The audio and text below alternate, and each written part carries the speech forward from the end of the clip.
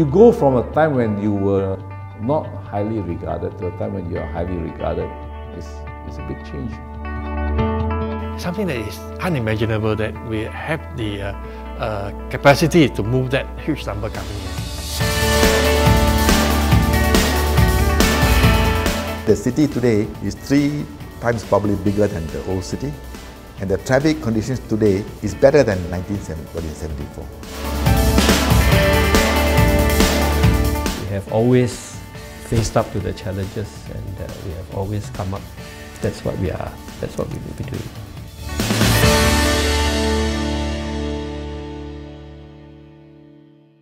If you look at some of the old pictures of Singapore, I think you will see some of the buses that we had. Of course, there was no MRT at that time, and the buses were very dilapidated, run down. I remember as a schoolboy hanging on to the buses. You know, I mean, it would be that crowded. We would hang on with one hand, right, one foot, and then the other arm and foot would be just dangling on the side with our school bag.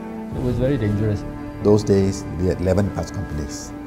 There was no coordination as such, so there was a lot of duplication of routes. So you could have a same route being covered by more or less 2 or 3 companies. So sometimes these buses used to rush to the bus stop to pick up people. The bus stops means no bus shelter, just a bus toll.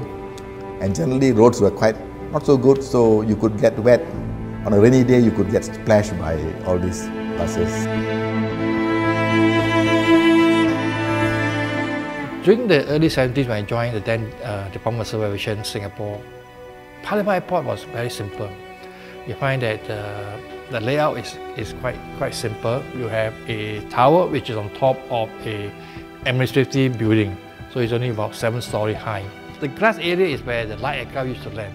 The number of aircraft that come into Paya Lebar are not very much. They're just a handful at any one time.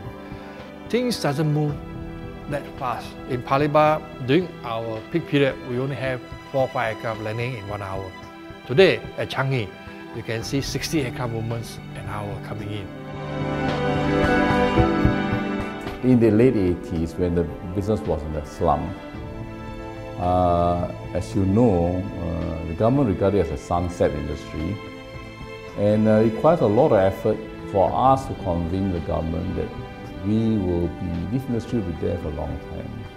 The time when shipyards were cutting down staff, some shipyards were withdrawing from Singapore, and then there was not enough ships to be docked, so the shipyards has to cooperate about not sharing job and all that. So it was really bad times. So I would not think that a sun will set forever. So the sun sets, the sun also rises.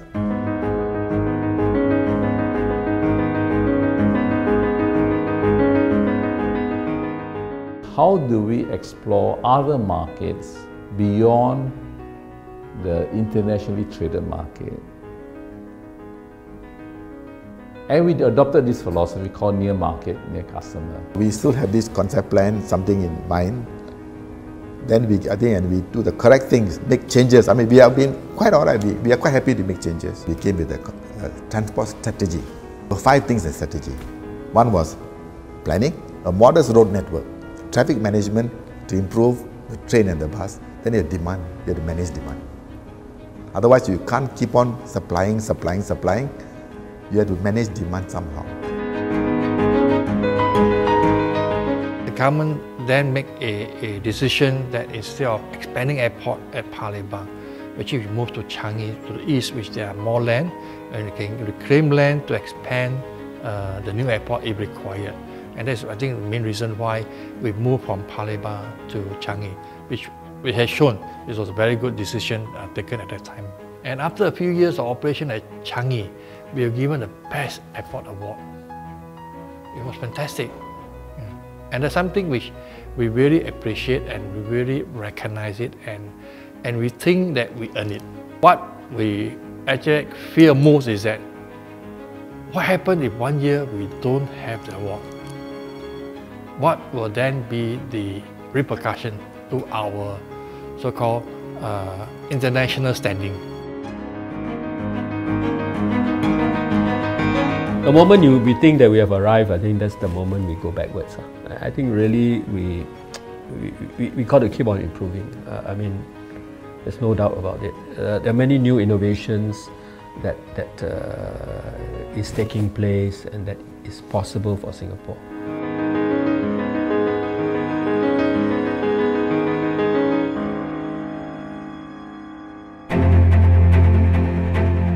See, today you only have very bad traffic jam when there's a breakdown.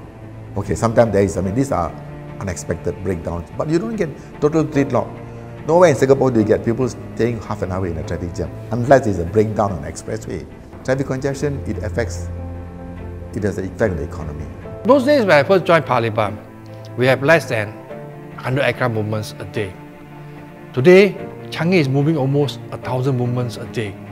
Back then, it's not that possible to imagine that you're going to move 1,000 in those days in Parliament. So it's something which is, for the controllers during my time when we joined, something that is unimaginable that we have the capacity to move that huge number coming in. I think one of the proudest things for me was to see the MRT finally take off, because I was involved directly in the debates whether or not to go for the MRT versus bus system. The bus system could not take the loads that we were going to look at. And of course, moreover, there were other benefits for the MRT. So to see the MRT being launched, take off in the late 80s was really a very satisfying moment for me. But it's not taken for granted. Our people work very hard at it. You are riding a bicycle up the hill. You stop pedaling, the bicycle not only does stop, the bicycle will fall down. So Singapore is in that danger today. Unless our people realize that we have to continue pedaling harder and harder. Once you lose vision, then everything is gone.